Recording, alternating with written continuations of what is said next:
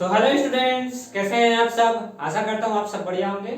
तो आज हम लेकर के आए हैं आपके लिए कल्चर का लेक्चर नंबर 2 और आज हम इसमें चर्चा करेंगे थॉमसन के परमाणु मॉडल और रदरफोर्ड के अल्फा प्रकीर्णन प्रयोग के ऊपर। तो थॉमसन का परमाणु मॉडल और रदरफोर्ड का परमाणु मॉडल दोनों ही बहुत ही इंपॉर्टेंट है हमारे इस केमिस्ट्री के लिए और आगे आने वाले कंपटीशन एग्जाम के लिए भी। इससे भी बहुत सारे क्वेश्चन कंपटीशन एग्जाम में बनते हैं, कम से कम 2 से 4 क्वेश्चन तो बनते ही बनते हैं, चाहे हम किसी भी कंपटीशन एग्जाम की बात करते हैं जिसमें साइंस आता हो। तो चलिए शुरू करते हैं आज का क्लास। और आज का हमारा क्लास किस पर बेस्ड रहेगा? थॉमसन का परमाणु मॉडल। थॉमसन का परमाणु मॉडल। अब ये जो थॉमसन का परमाणु मॉडल है ये फर्स्ट एटॉमिक मॉडल है, यानी कि ये प्रथम यानी कि फर्स्ट क्या है, ये परमाणु मॉडल है, फर्स्ट परमाणु मॉडल है ना। और फर्स्ट परमाणु मॉडल है और इसके अंदर हम क्या पढ़ेंगे? इलेक्ट्रॉन के बारे में तो जान ही चुके थे, इसको हम सब एटॉमिक मॉडल के नाम से भी जानते हैं, यानी कि उप परमाणु मॉडल के नाम से भी जानते हैं। फर्स्ट उप परमाणु मॉडल था ये हमारा, क्या था ये? फर्स्ट उप परमाणु मॉडल था। ठीक है, सबसे पहले क्या था? ये उप परमाणु मॉडल था। तो इमेज से समझते हैं कि इसने क्या कहा था। तो यहाँ पर आपके सामने कुछ इमेज है, तो इस इमेज में आप देख सकते हैं कि इसमें क्या कहा गया कि परमाणु एक क्या है? ठोस गोलाकार पिंड है जिसमें जो गोले के अंदर जो धन आवेश है ये सभी जगह क्या है? वितरित है। गोले के अंदर क्या है? सभी जगह क्या है? हमारा पूरे तरीके से धन आवेश वितरित है। और इसमें जो इलेक्ट्रॉन है ये क्या होते हैं? कहीं कहीं पर क्या है? वितरित है। यानी कहने का मतलब है कि इलेक्ट्रॉन कहीं कहीं पर पाए जाते हैं, धन आवेश सभी स्थानों पर पाया जाता है। इसकी तुलना हम क्या कर सकते हैं? तरबूज के मॉडल से भी कर सकते हैं या फिर हम इसको खीर का मॉडल से भी समझ सकते हैं। चलिए आइए वापस समझते हैं क्या कहा इन्होंने। तो थॉमसन के मॉडल में क्या कहा कि परमाणु एक क्या है? दृढ़ गोलाकार पिंड है। दृढ़ का मतलब होता है कि सॉलिड है, बिल्कुल भी खोखला नहीं है। और इसमें जो प्रोटॉन है यानी कि जो पॉजिटिव चार्ज है ये हर जगह क्या है? वितरित है। मैं बनाना चाहूं तो हर जगह बना नहीं पाऊंगा। ऐसे कहा था इन्होंने कि परमाणु जो है मतलब इसके अंदर जो पॉजिटिव चार्ज है ये हर जगह ऐसे फैले हुए हैं, है ना। जैसे कि खीर में आप कह सकते हो कि दूध है ना, तो दूध को हर जगह बना नहीं पाएंगे, है ना। बना पाओगे क्या? नहीं बना पाएंगे। तो ऐसे इन्होंने कहा कि जो परमाणु है इसमें जो पॉजिटिव चार्ज है ये क्या है? पूरे गोले में यानी कि पूरे परमाणु में क्या है? वितरित है। और जो इलेक्ट्रॉन है ये कहीं कहीं पर, जैसे चावल और काजू किशमिश को कह सकते हो, है ना, वो क्या है? ऐसे वितरित है या अंतर्निहित है कह सकते हो। ये फैले हुए हैं पूरे परमाणु में, ऐसे क्या है? ये फैले हुए हैं, इनका कहना था। ठीक, यदि हम दिखाना चाहें तो इलेक्ट्रॉन को बस दिखा पाएंगे। परमाणु में धन आवेश को यदि दिखाना चाहें तो आप खुद सोचो कि खीर बनाए हैं उसमें हम दूध को हर जगह दिखा पाएंगे क्या? दूध हर जगह है यहाँ पर, है ना। वहां केवल काजू किशमिश को बता पाएंगे कि हाँ ये यहाँ पर है, यहाँ पर है, यहाँ पर है, ऐसे वितरित है। ऐसे ये मॉडल को भी कहा गया कि परमाणु में धन आवेश सभी जगह वितरित है, इलेक्ट्रॉन इसमें ऐसे फैले हुए हैं जैसे तरबूज में बीज की तरह। तो इन्होंने इन बातों से क्या निकाला कि परमाणु क्या है? एक दृढ़ गोलाकार पिंड है। परमाणु कैसा है? एक दृढ़ का मतलब होता है सॉलिड, ठीक है, सॉलिड, अंदर से खोखला नहीं है। एक दृढ़ गोलाकार क्या है? ये पिंड है। ठीक, दृढ़ गोलाकार क्या है? ये पिंड है। ठीक, दूसरी बात, परमाणु में जो धन आवेश है ये हर जगह वितरित है। परमाणु में क्या है? परमाणु धन आवेश से मिलकर बना हुआ है, ये भी कर सकते हो। परमाणु किससे मिलकर बना हुआ है? धन आवेश से मिलकर बना हुआ है, ये आप कह सकते हैं। परमाणु धन आवेश से मिलकर बना है, ये भी कह सकते हैं। और इस धन आवेश में जो इलेक्ट्रॉन है ये कहीं कहीं पर पाए जाते हैं, हर जगह नहीं पाए जाते हैं, यानी कि ये कुछ ही जगह पर पाया जाता है। तो इनमें जो इलेक्ट्रॉन है ये क्या है? अंतर्निहित है। अंतर्निहित का मतलब फैले हुए हैं, कहीं कहीं पर है, कहीं नहीं है। तो ये इनमें जो इलेक्ट्रॉन है ये क्या है?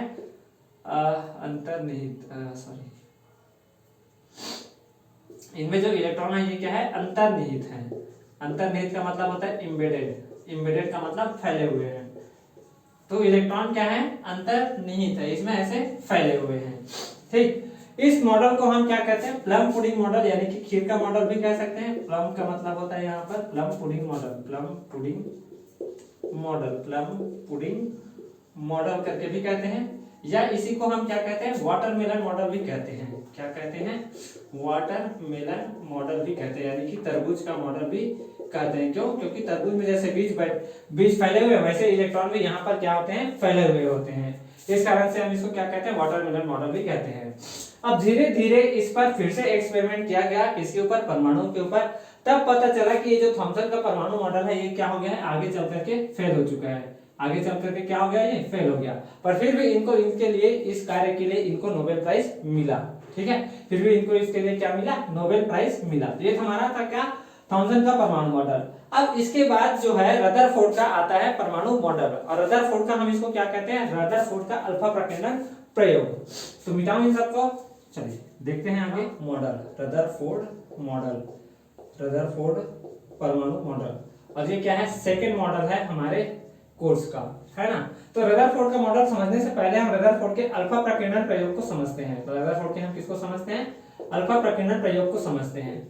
अब ये अल्फा पार्टिकल क्या होता है इसके बारे में भी जानेंगे, साथ ही साथ ये भी जान लीजिए कि जो रदरफोर्ड है ये इनकी खुद की एक कंपनी थी, और ये क्या कर रहे थे, रेडियो एक्टिविटी के ऊपर यानी कि रेडियो सक्रियता के ऊपर रिसर्च कर रहे थे। इनका काफी पैसे भी मिलते थे, रेडियो सक्रियता के ऊपर चर्चा कर रहे थे यानी कि जांच कर रहे थे। तो इनके साथ कई लोग जो है जुड़े हुए थे, अकेले थे नहीं, तो इनका खुद का कंपनी था, तो अल्फा कण के ऊपर कार्य कर रहे थे।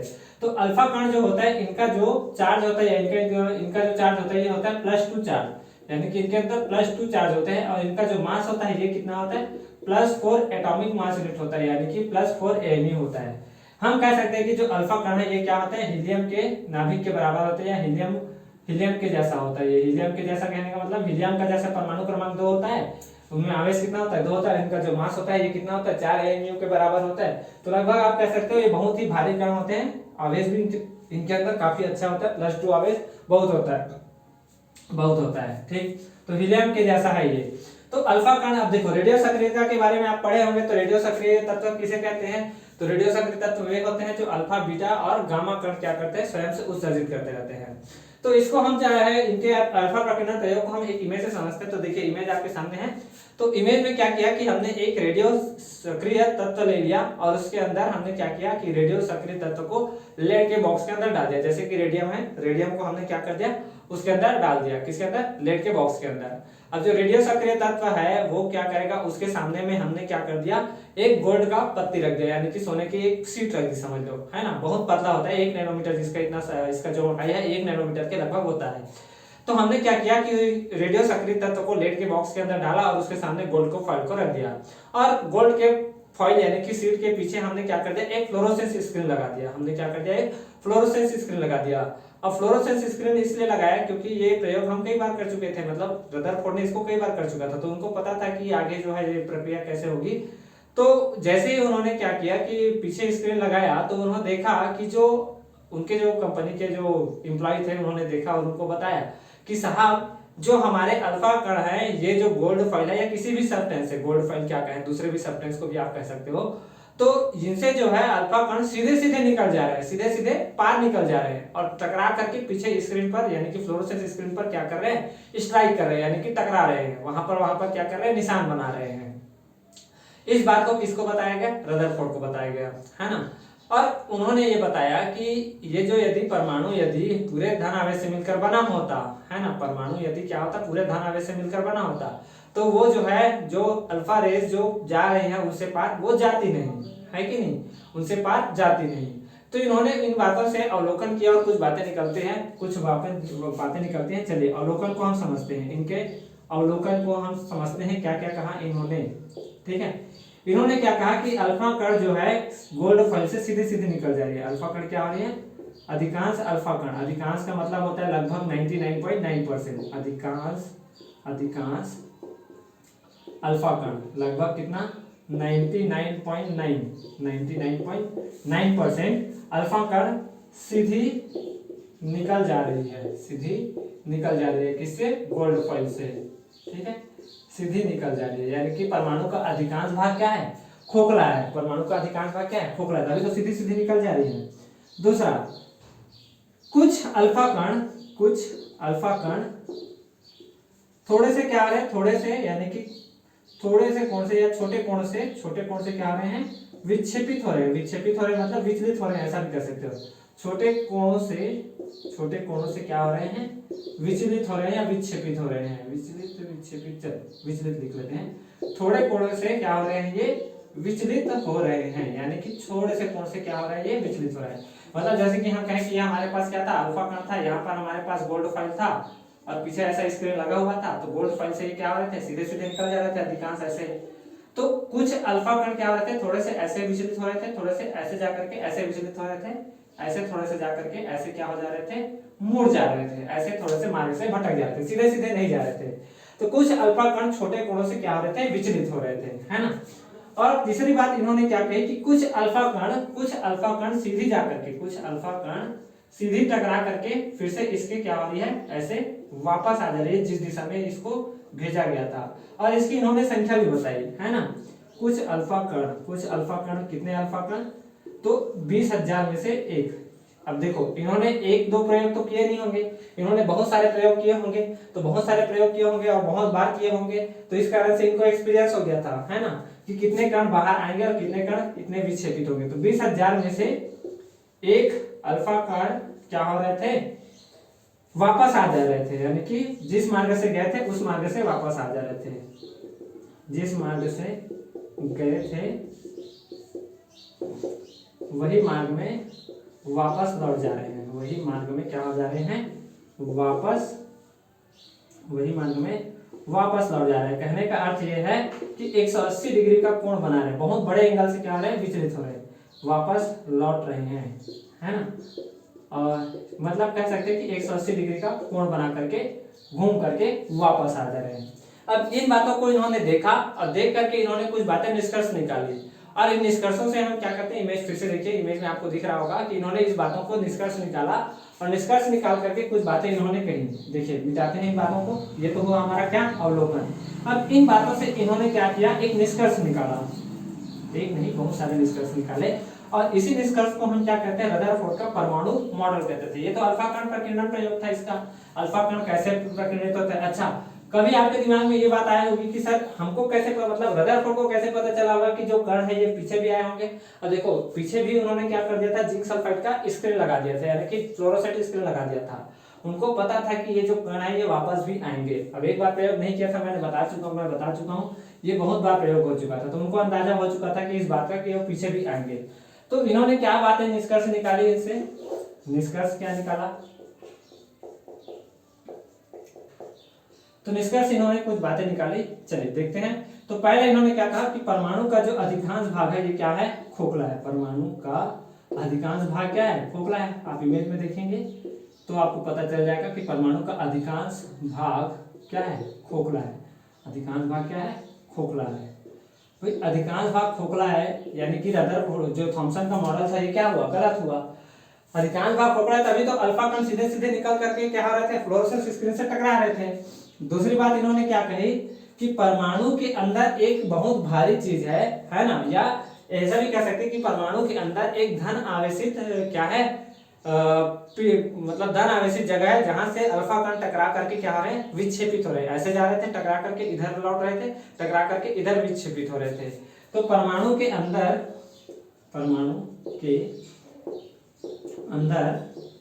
एक धन आवेशित जगह होता है, एक क्या है, धन आवेशित जगह होता है। बहुत कम जगह पर होता है ये, परमाणु के अंदर एक धन आवेशित जगह होता है ना। इसी जगह को हम क्या कहते हैं, इस जगह को हम क्या कहते हैं, नाभिक कहते हैं। और इस प्रकार नाभिक का डिस्कवरी किया। तो नाभिक के खोज का जो श्रेय है किसको जाता है, रदरफोर्ड को जाता है। किसको जाता है, रदरफोर्ड को जाता है। रदरफोर्ड क्या होता है, परमाणु के नाभिक की खोज की थी इन्होंने, ठीक है। तो ये नाभिक कैसा होता है, तो पॉजिटिव चार्ज होता है, यानी कि इसके अंदर क्या होता है, धन आवेशित होता है। अभी तक न्यूट्रॉन की खोज नहीं हुई थी, याद रखना। न्यूट्रॉन अभी बाद में आएगा, 1925-1930 के लगभग इसकी खोज हुई थी। हम अभी लगभग 1900 के शुरुआत में है, अभी 1900 में आए भी नहीं है ना। तो परमाणु के अंदर एक धन आवेशित जगह होता है जो क्या होता है, नाभिक होता है, जिसको हम क्या कहते हैं, नाभिक कहते हैं, ठीक।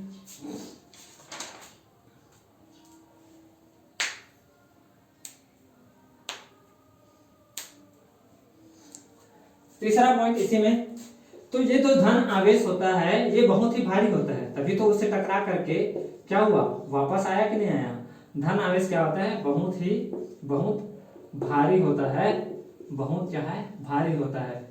इसी धन आवेश को हमने क्या नाम दिया था, इसी धन आवेश को हमने क्या नाम दिया था, नाभिक नाम दिया था। तो परमाणु में जो धन आवेश होता है ये क्या होता है, बहुत ही भारी होता है।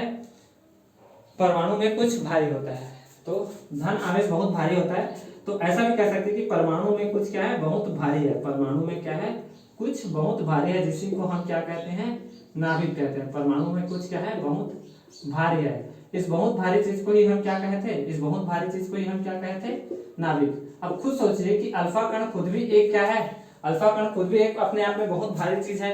वो किसी से टकराएगा तो वो कितना भारी होगा। अब खुद सोचिए कि मतलब एक साइकिल है, वो साइकिल जो है तेजी से जा रहा है, और तेजी से जा रहा है तो वो किसी से टकरा कर वापस कैसे आएगा, जब उसके सामने में कोई ट्रक खड़ा होगा। तो जब वो ट्रक से टकराएगा तो ट्रक से टकरा करके ही क्या होगा, वो वापस आएगा, तभी तो वो क्या कहलाएगा, तभी तो वो बहुत भारी है ना, तभी तो उसे टकरा करके क्या हो रहा है, वापस आ रहा है। तो ये हमारा जो परमाणु है, जो नाभिक है, ये क्या है, बहुत ही भारी होता है। परमाणु क्या है, परमाणु में जो नाभिक है ये भी क्या होता है, बहुत ही भारी होता है। ठीक, चलिए।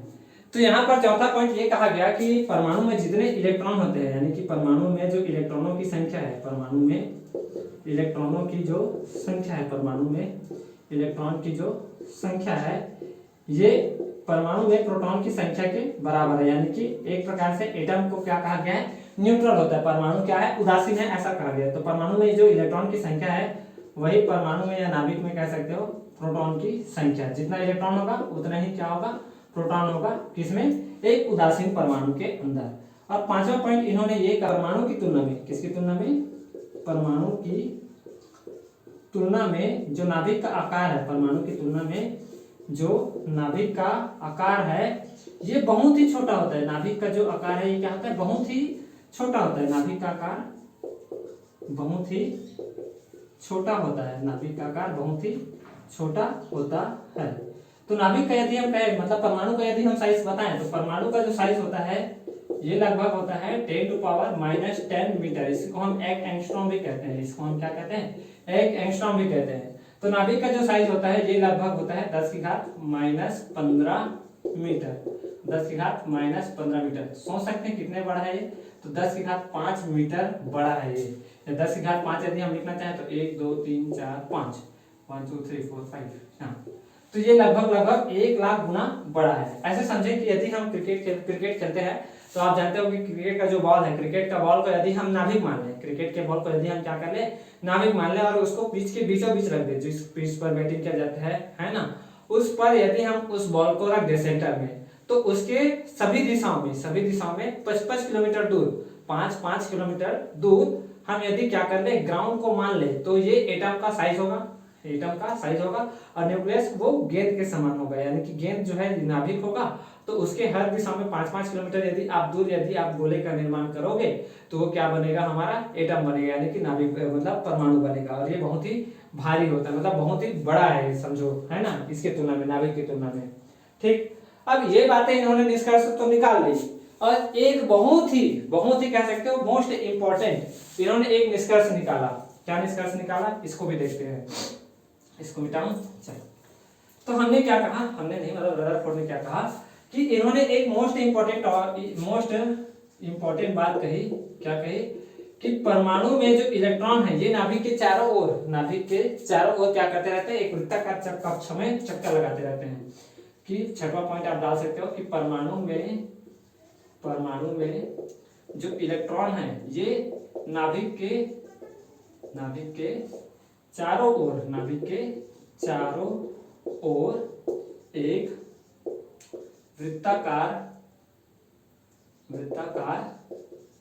कक्ष में चक्कर लगा रहा है, चक्कर लगाते हैं करके कह सकते हैं, चक्कर लगाते हैं। अब ये बात इन्होंने कैसे पता लगाई होगी, उस प्रकीर्णन प्रयोग से इस बात को सोचने का विषय है कि परमाणु में जो इलेक्ट्रॉन है ये कैसे नाभिक के चारों ओर घूम रहा होगा। इस प्रयोग से कैसे ज्ञात हुआ होगा उस व्यक्ति को, यानी कि रदरफोर्ड को। तो उन्होंने एक बात कही, क्या बात कही कि परमाणु को एक हम मान लेते हैं, ये हमारा हो गया प्रोटॉन और ये हो गया हमारा क्या, इलेक्ट्रॉन।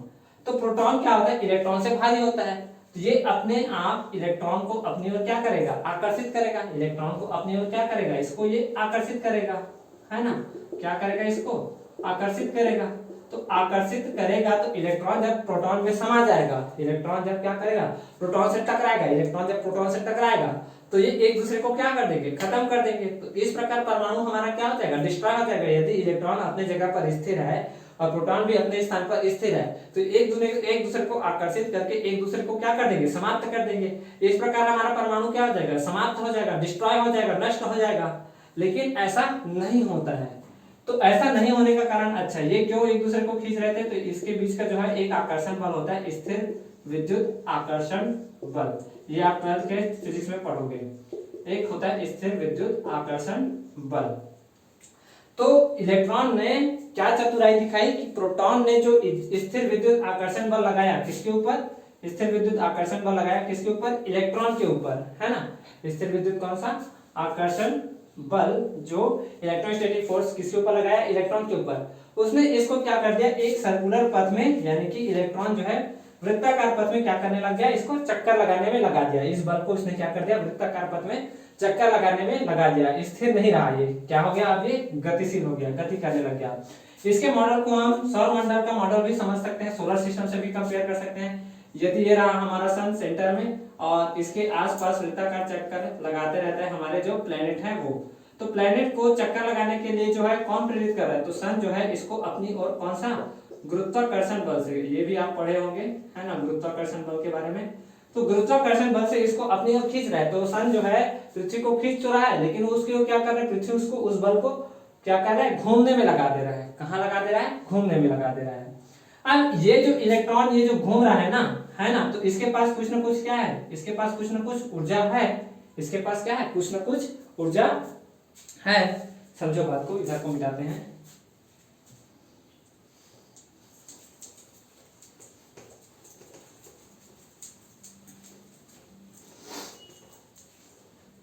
तो हम क्या कह रहे थे कि ये जो प्रोटॉन है इलेक्ट्रॉन को अपनी ओर क्या कर रहा है, आकर्षित करके खींच रहा था।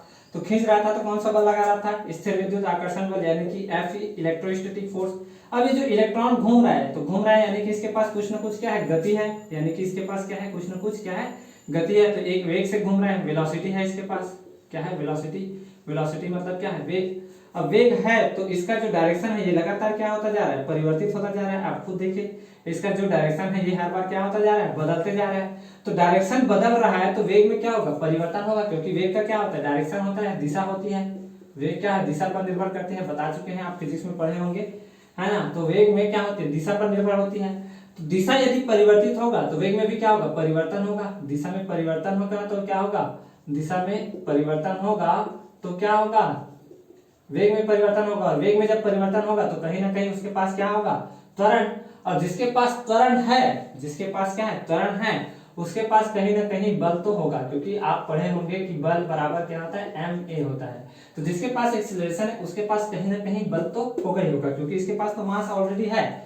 तो ये जो बल होता है जो इसको वृत्ताकार पथ में घुमाने के लिए क्या होता है, जरूरी होता है या सहयोग होता है, उसी बल को हम क्या कहते हैं, इसी बल को हम क्या कहते हैं, अभिकेंद्रीय बल। अभिकेंद्रीय बल, सेंट्रीपिटल फोर्स, अभिकेंद्रीय बल। इसी बल के कारण ये वृत्ताकार पथ में क्या हो रहा है, घूम पा रहा है। नहीं तो क्या हो जाता है, ये जाकर के परमाणु से टकरा जाता, मतलब नाभिक से टकरा जाता, नाभिक से टकरा करके परमाणु को क्या करता, खत्म कर देता। तो ये जो अभिकेंद्रीय बल है ये किसके कारण आ रहा है, इसको हम Fc बोल देते हैं। ये किसके कारण है, इलेक्ट्रोस्टैटिक के कारण। तो जितना इलेक्ट्रोस्टैटिक फोर्स यानी कि स्थिर विद्युत आकर्षण बल होगा उतना ही ज्यादा क्या होगा, अभिकेंद्रीय बल होगा। तो दोनों बल आपस में क्या होंगे, बराबर होंगे। दोनों बल क्या होंगे, आपस में बराबर होंगे। इसको आप कंपैरिजन कर सकते हो सन से, है ना, सन और अर्थ से। तो सन जो है अर्थ की ओर क्या कर रहा है, गुरुत्वाकर्षण बल लगा रहा है। इसी गुरुत्वाकर्षण बल के कारण वो क्या कर रहा है, इसको घुमा रहा है। तो घुमा रहा है तो कौन सा बल, इसको भी अभिकेंद्रीय बल से प्राप्त हो रहा है घूमने के लिए। तो ये था रदरफोर्ड का परमाणु मॉडल, जो कि बहुत ही ज्यादा हमारे लिए क्या था, इंपॉर्टेंट डिस्कवरी दिखाया हमको। बहुत ही अच्छी बातें, मतलब बहुत ही शानदार बातें कही। लेकिन अंत के बारे में चर्चा कर रहे थे, किसके फेलियर के बारे में, रदरफोर्ड के परमाणु मॉडल के फेलियर के बारे में।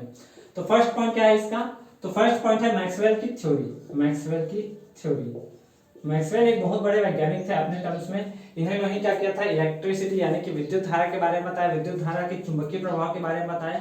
फिजिक्स में बहुत बड़ा योगदान होता है। आइंस्टीन के पहले जिनका जो नाम आता है वो मैक्सवेल का आता है। आइंस्टीन तो बाद में, मैक्सवेल ने ही पहले डिस्कवरी किया था इलेक्ट्रिसिटी के बारे में, फिर इलेक्ट्रिसिटी के मैग्नेटिक इफेक्ट के बारे में, तो बहुत बातें कही थी इन्होंने, है ना। तो चलिए इसके बारे में हम चर्चा करते हैं। इन्होंने इलेक्ट्रोमैग्नेटिक वेव के बारे में भी बताया था, वेव्स के बारे में भी इन्होंने बातें कही थी, तो बहुत बड़े वैज्ञानिक थे। तो मैक्सवेल का सिद्धांत, तो मैक्सवेल का सिद्धांत क्या कहता है कि यदि कोई भी पार्टिकल क्या कर रहा है, तेजी से गति कर रहा है, यानी कि हाई स्पीड में क्या कर रहा है, गति कर रहा है, कोई भी गतिशील कण हो सकता है, या इलेक्ट्रॉन हो सकता है, हम हो सकते हैं, कोई भी हो सकता है। तो ये क्या है, गतिशील कण है। ये हमारे पास क्या है, गतिशील कण है ना। क्या है ये, गतिशील कण है।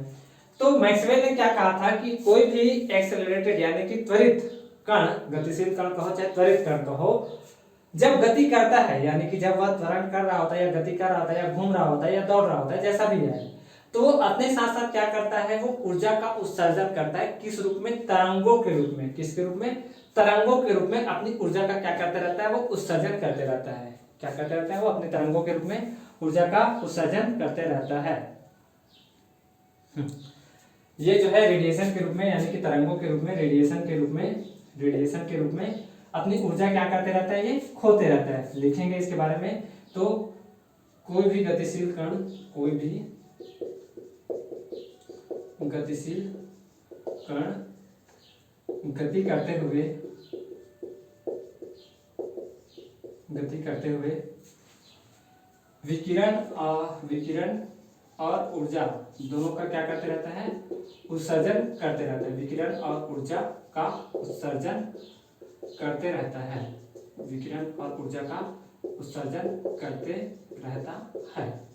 अब मैं मान के चलूं कि ये जो इलेक्ट्रॉन है ये भी गति कर रहा है, इलेक्ट्रॉन गति कर रहा है और इसको हम कहीं से खाना पीना, यानी कि मतलब इसको खाना या पानी इसको नहीं देंगे, इसको धूप में रखेंगे।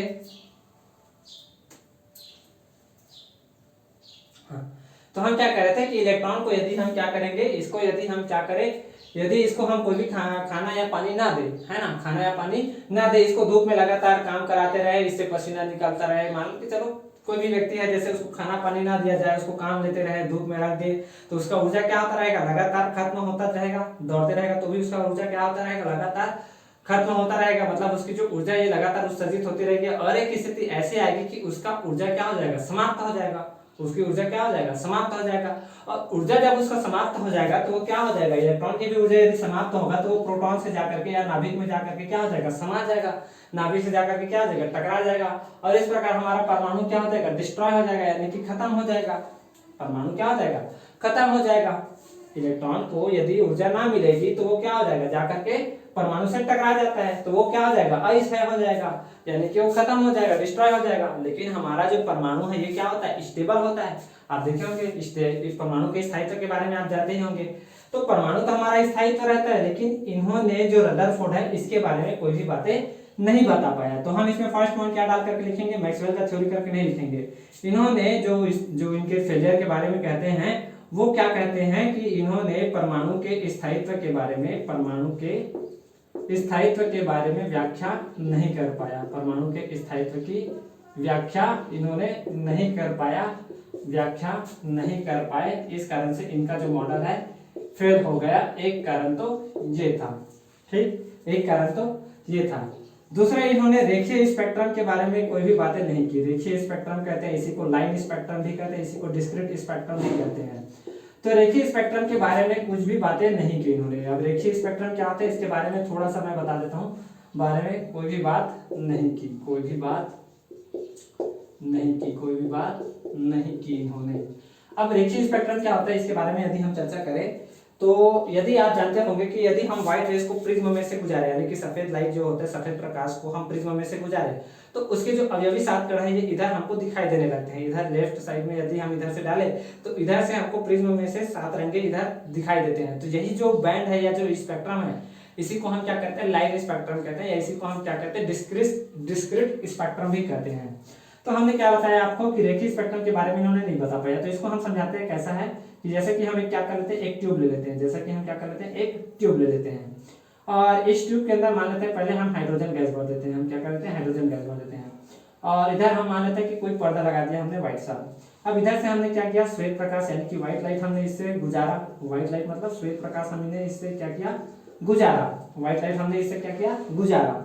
तो हमने देखा कि यहाँ पर कुछ रंगे दिखाई देने लगी, वायलेट, इंडिगो और ब्लू, यानी कि बैंगनी और यहाँ पर जामुनी और यहाँ पर आप कह सकते हैं नीला। बैंगनी, जामुनी और नीला, वायलेट, इंडिगो, ब्लू यहाँ पर हमको दिखाई देने लगी। 3 रंगें हमको यहाँ पर दिखाई देने लगी। अब सबसे ज्यादा हमको ना यहाँ पर बैंगनी रंग दिखाई दिया, सॉरी हाँ बैंगनी रंग दिखाई दिया। उसके बाद थोड़ा ज्यादा बैंगनी के बाद थोड़ा सा जामुनी रंग दिखाई दिया और नीला रंग सबसे कम दिखाई दिया। और बाकी जो लाल, हरा, पीला ये सब रंग थे, ये सब कहाँ थे, गायब थे। ये सब कहाँ थे, गायब थे। हमने क्या किया, यहाँ पर गैस चेंज कर दिया। हमने क्या कर दिया, यहाँ पर मान के चलो कि गैस चेंज कर दिया। हमने मान के चलो इस ट्यूब के अंदर अब हीलियम गैस भर दिया। अब यहाँ से हम क्या कर रहे थे, व्हाइट लाइट गुजार रहे थे। मान के चलते हैं हमने इसमें से क्या किया, व्हाइट लाइट गुजारा और पीछे हम क्या लगा देते हैं, फिर से स्क्रीन लगा देते हैं। अब की बार देखा कि इस बार हमारे पास येलो कलर यानी कि पीला रंग ये हमको दिखाई दे रहे थे, बाकी रंग हमको दिखाई नहीं दे रहे थे। येलो कलर हमको दिखाई दे रहा था, बाकी कलर हमको दिखाई नहीं दे रहे थे। बाकी कलर हमको दिखाई नहीं दे रहे थे। हो सकता है आप अब कुछ किरणें हैं जो हमको दिखाई नहीं देती है, वो आते आते यहाँ तक समाप्त हो जा रही है। तो इसके बारे में कोई भी व्याख्या रदरफोर्ड ने अपने एक्सपेरिमेंट में या अपने मॉडल में कहीं नहीं कही। इन कारण से इनका जो मॉडल है ये क्या हो गया, फेल हो गया। बट इनको नाभिक के पितामह के रूप में यानी कि नाभिक के जनक के रूप में डिस्कवरी किया था, इस कारण से इसको हम नाभिक के जनक के रूप में जानते हैं। ठीक, बहुत ही शानदार एक्सपेरिमेंट था इनका। इनके आगे चल करके ही रेडियो सक्रियता के बारे में बहुत ज्यादा आगे इनके ऊपर एक अलग से ब्रांच निकला फिजिक्स में, जिसको हम न्यूक्लियर फिजिक्स भी कहते हैं। तो उनका जो देन था वो किनका था, रदरफोर्ड का ही था। तो आगे हम जो है अगले मॉडल के बारे में चर्चा करेंगे अगले क्लास में, जिन्होंने आइंस्टीन को भी चैलेंज किया था। आइंस्टीन उस टाइम के बहुत बड़े वैज्ञानिक थे, तो उनको भी अपने मॉडल से, अपने थ्योरी से क्या किया था, चैलेंज किया था। आप चाहे तो इसका नाम आप कमेंट में आंसर कर सकते हैं, जो वैज्ञानिक जिनके बारे में मैं कह रहा हूँ। तो वीडियो यदि अच्छा लगा हो, आज का जितना भी क्लास मैंने आपको समझाया, यदि अच्छा लगा हो, टॉपिक सभी क्लियर हुए हो, तो वीडियो को लाइक कीजिएगा, आगे शेयर कीजिएगा, ज्यादा से ज्यादा शेयर कीजिएगा और चैनल पर यदि नए हैं तो सब्सक्राइब कर लीजिएगा। आगे ऐसे ही वीडियो के लिए आपको मिलती रहेगी। तो आगे नए मिलते हैं नेक्स्ट क्लास में, आगे पढ़ते रहिए। All the very best. जय हिंद, जय भारत।